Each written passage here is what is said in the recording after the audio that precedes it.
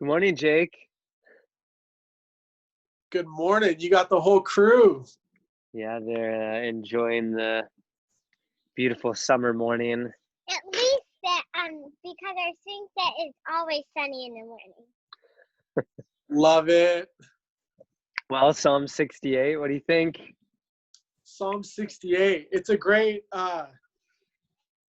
psalm. It's a little bit longer than a lot of the ones we've been doing.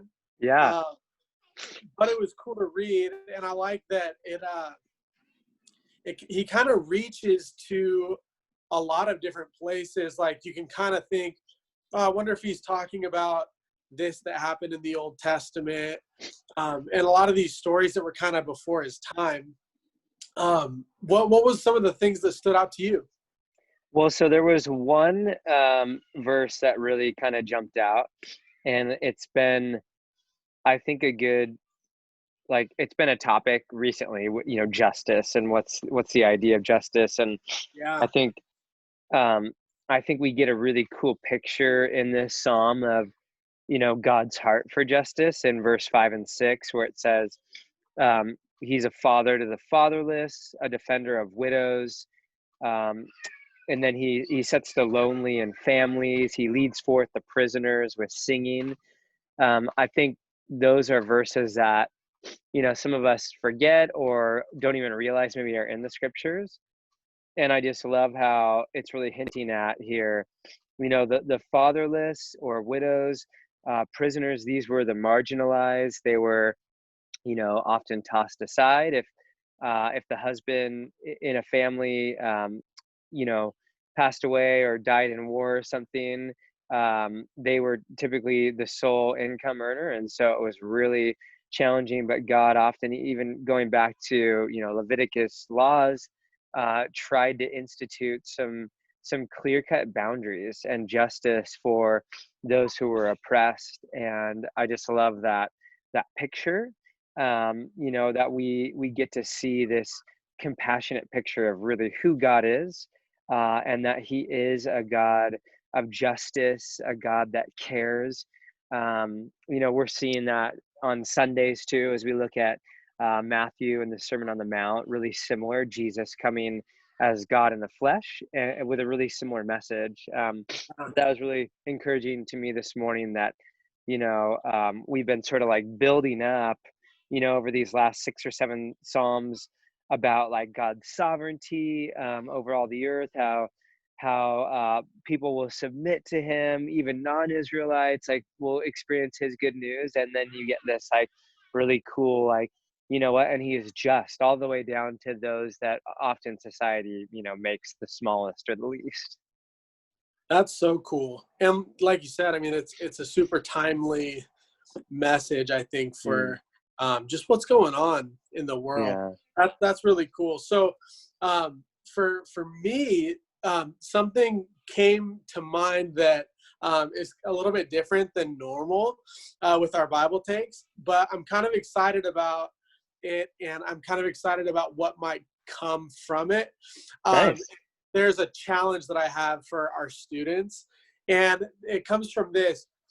When I read verses 7 through 10 specifically, but really the whole psalm, like I said, David is referencing stuff that was way before his time.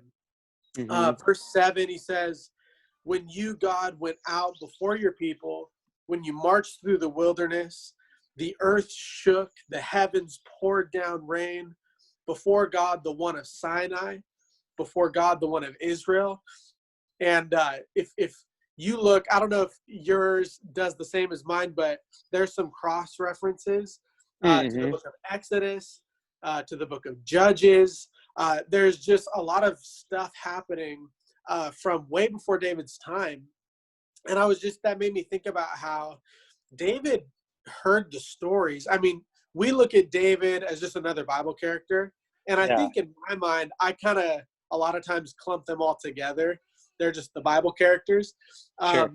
But these were real people, and a lot of them lived, there was a lot of time that took place between their lives. I mean, the scriptures were written over a period of about like 1,500 years. Yeah. and cover even more history than that. And so it's kind of an interesting thing that characters like Moses or Abraham or some of these guys, they were like way before David, but David knew about their stories.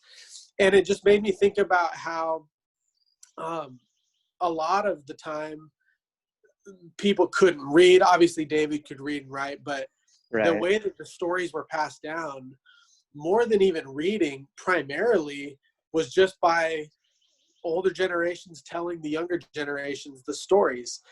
And there's something about that that's really cool. And we see that the Lord wants children to ask their parents, man, tell me about that. I think of Joshua chapter 4, where they crossed the Jordan into the promised land, and they set up these big towers of rocks. And God is like setting up this kind of system so that when the kids see those stones and they're like, well, what's the deal with those? That hopefully they'll ask their parents, hey, Yeah. tell me what that's all about. Or in Exodus 12, when they're doing Passover stuff, it says there, hey, when your children ask, when your kids ask, what is all this about? Tell them. And so it just got me thinking, even in my own life, I think some of the most encouraging times in the faith have been when my parents, or even people that aren't my parents, but just people that are older than me, even if they're younger than me, but maybe they're older than me in the faith or whatever, share a story about, it could just even be like how they got saved. Like, tell me about when you were born again. Or maybe tell me about a time when you really needed God to come through for you, and he did. And so, man, it's encouraging for the person to tell the story, to be reminded of what God did in their own life. It's encouraging for the person listening to hear that.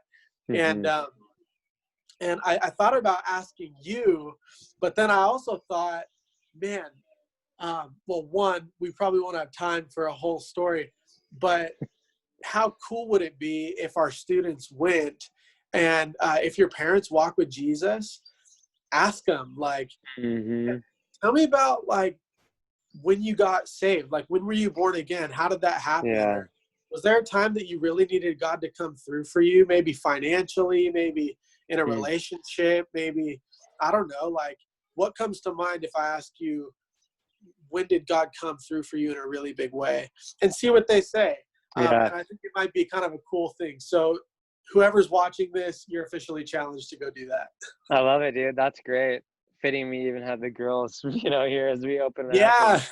I was thinking about too, I've many days just like read the psalm out loud, because it's cool to hear. But I love that idea of, asking your parents, and hearing those stories of, kind of like you said, like we see in some of these psalms where we kind of almost glance over it, or we're like kind of not sure what's going on. And people that would have heard it, maybe have those stories, even like you say, passed down from their parents, so they were familiar to them, and that would have, like, made them rejoice and go, wow, remember when God did this amazing thing. That's a cool. Yeah, so your challenge, students, let's see and hear. Maybe drop it in the comments if you do it. And Yeah, yeah, that'd be love it. great. Cool. All right, Awesome. brother. Well, great to see you. Monday, tomorrow, Psalm 69. Cruising Yeah, along. man. Very cool. All right, brother. Love you, man. Adios. Love you too.